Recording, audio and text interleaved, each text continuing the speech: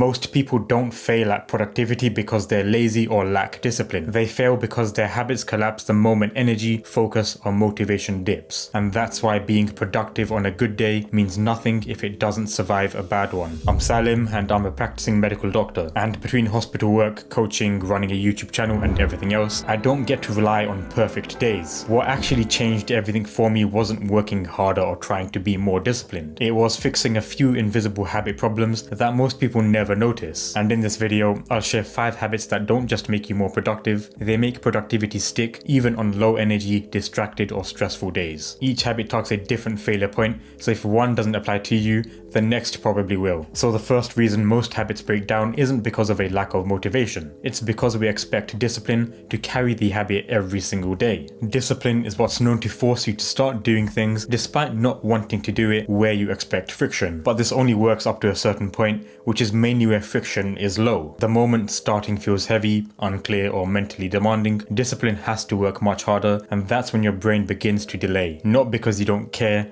but because the first step requires too much effort up front. If you have to decide where to start, gather materials or think through the task, your brain avoids it automatically. This is why habits collapse on busy days or low energy days. You don't lack discipline, the starting point is just too high. So the fix isn't to be more disciplined, but to reduce what discipline is responsible for. And this is by having the habit to always automate the first step. Simple things like pre-arranging what you need and shrinking the task into a clear micro action can help, as would using a consistent start ritual that removes decision making. For me, when I'm about to edit a video, this would be making sure I have my computer set up, enough water next to me, some quiet lo-fi music and my phone on silent, and making my clear action to get through 1 to 2 minutes of video edits before a break. Once you're moving in this clear way, staying consistent is much easier. But if starting depends on discipline every time, the habit will always be fragile. One thing to remember from this video is that habits that stick are designed so that starting feels almost automatic, even on days where you're tired, busy, or not fully switched on. But now you still have another problem. Even when starting is easy, a habit can still fall apart minutes later, and that's usually because of cognitive load. Cognitive load is how much information your brain is holding at once, and this includes things like open tabs, half-finished tasks, or notes scattered across different apps. None of these feel big on their own, but together they quietly overwhelm your attention, because when your brain has to keep track of what you're doing, where things are, or what comes next, focus starts leaking almost immediately. This is why you can sit down technically working, but still feel mentally tense and unfocused, because your brain is overloaded. And the mistake most people make is trying to push through that overload, even though focus doesn't improve when complexity increases. So the fix isn't about trying harder or writing down a step-to-step action plan. It's about clearing the mental stage. Removing distractions help, but the bigger win is organizing your session so that your brain isn't juggling 5 things at once. And there's a few parts to this. The first is to keep only what is relevant to the work in front of you. The document, the tab, the reference you need, nothing else. The next is to batch related tasks together so your brain can focus on one kind of thinking at a time. I've been using this habit for over a year and it saved me hours every week. For example, I batch all messages and emails, replying to friends or clearing small tasks in one go, instead of letting notifications pull me away while I'm doing deep work. And if something else new pops up, write it down in a separate parked list and ignore it for now, at least until your current task is done. By clearing your mental stage like this, your focus flows naturally and your brain can dedicate its full attention to the task at hand. And now, even when you've got your habits lined up, your environment can quietly ruin everything before you even start. Small frustrations like an uncomfortable chair, poor lighting, a cluttered desk, notifications pinging, these all drain energy without you noticing. And your brain subconsciously treats these little annoyances as friction, such that over time, it starts avoiding the whole space and not just the annoying bits, making it difficult for you to be productive in that setting ever again. And the fix is a simple habit to build, and that's to remove friction before it ever becomes a problem. Prep your workspace in advance. Make sure your chair supports you, lighting is right, and everything you need is within reach. Declutter anything unnecessary and silence distractions. You should be able to sit down and have everything ready for you, just as how you can get right into bed and not worry about anything else. When your environment is suited to what you need it for, the habits become much more natural for you you to stick to. And before the next point, one thing that's often overlooked when you sit down to study or work is the chair you're using, which matters a lot because most of us now spend the majority of our days sitting. A chair isn't just about comfort. Ergonomics directly affect fatigue, focus, and even long-term spinal health, which is why people like Brian Johnson pay so much attention to it. And one thing that's helped me fix this over the past month, both for posture and staying focused, is our sponsor, LiberNovo, and the LiberNovo Omni, the world's first dynamic ergonomic chair. Most people sit without realizing how poor their posture actually is. Rounded shoulders, forward head posture, elbows unsupported, and the lower back collapsed. This increases muscular tension, especially in the neck extensors and lower back, leading to strain and fatigue, which then affects concentration and makes work feel heavier. Over longer sessions, you're also increasing energy expenditure just to stay upright because your muscles are compensating for a lack of proper support. After using this chair for over a month, the biggest difference I noticed was the Bionic FlexFit backrest, something I haven't experienced with other chairs. From the side, you can see how it follows the natural S shape of the spine instead of flattening it, which most chairs tend to do. Maintaining that lumbar curve reduces muscular strain and distributes load more evenly rather than forcing the lower back to take most of it. With proper spinal support, your body doesn't have to fight gravity for hours, which means less fatigue over time. It also keeps the neck aligned with the shoulders while the armrests move cohesively with the backrest so that your elbows stay supported. And most chairs support you statically, but we don't sit statically. And with the LiberNovo Omni's dynamic support system, it adjusts dynamically as you move, with the headrest, backrest, and armrests shifting together in real time. Now, that continuous adaptation prevents small posture breakdowns that normally build into discomfort by the end of the day. I personally find it difficult to sit still, and that was a limitation with my old chair. With this one, I can move naturally without feeling restricted, a bit like sleeping in a comfortable bed. When you're not aware of discomfort, your body settles. Here, that comfort just makes it much easier to focus at my desk. It also encourages you to vary your posture throughout the day with 4 recline modes, whether for deep focus, relaxed work, or full extension, instead of locking yourself into one angle for hours. And this is the first chair I've also seen with a massage feature. After a long session of doing work, I find it to be a simple way to relieve some tension and reset before getting back into work. So if you want to maximize your comfort, productivity, and long-term spinal health at your desk, check out the LiberNovo Omni by following the link in the description. And now, even when starting is easy and when your environment's right, habits still fail for another reason. Most people build habits around what they wish their day looked like, where they'll have high energy, clear focus, and plenty of time. But those days are your best days, and best days are not the ones that decide consistency. The days that matter are the low energy days, the distracted days, the days where everything feels heavier than it should. And on those days, even small tasks can feel disproportionately hard, where even automating the first step might not be enough. And when your capacity drops like this, the real issue isn't effort, it's the expectations built into the habit itself. So the problem isn't just starting, it's the standard you expect yourself to maintain. And what does this mean? When your habits only count if it's done perfectly, your brain quietly avoids it on harder days, because your brain convinces you that if you can't do it properly, it doesn't feel worth doing at all. And that all or nothing standard is what actually collapses consistency. So the fix for this is to redefine what success looks like, and that's through building what I call a minimum viable habit, which is the smallest version